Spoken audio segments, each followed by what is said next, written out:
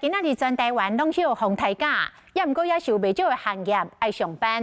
有网友伫咧面册来分享，讲伊伫咧素食店咧兼差，时薪本来是783块，因为放台假有双倍的薪水，等于1点钟是366块，今仔日做8点钟就有将近3000块，讲头家真善心。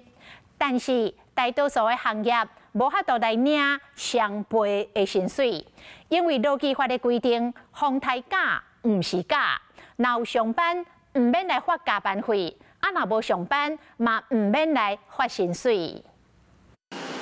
全台湾伫咧今仔日中休一天放台假，不过嘛是有真侪人爱上班，而且可能比平常时更加不幸刺刺。不过放台天上班，敢有啥物好康？有网友伫咧面册分享，伊伫咧素食店兼职，1点钟薪水原本183，放台天有双倍薪水，1点钟366，等于做8点钟就2928，而且坐客停车上下班，公司卖出，这个福利互其他行业的民众看到。是有够欣赏的。咱来问素食业者，网友讲的拢是正办的。那兼职人员会当领双倍薪水，在次卖当申请天灾出勤加班费，而且提供交通补贴。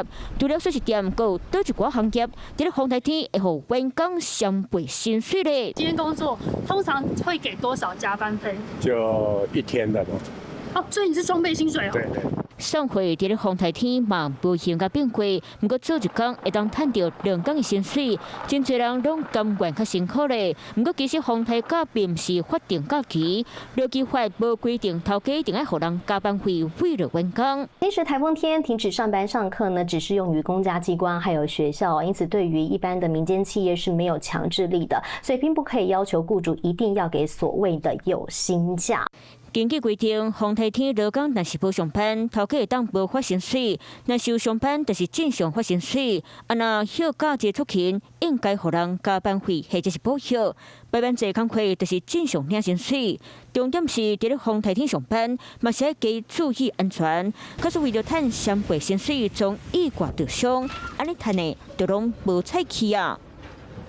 Hello， 我是林仙怡。想要抢先掌握最及时的新闻资讯吗？赶快订阅、按赞、开启小铃铛，锁定华视新闻 YouTube 频道。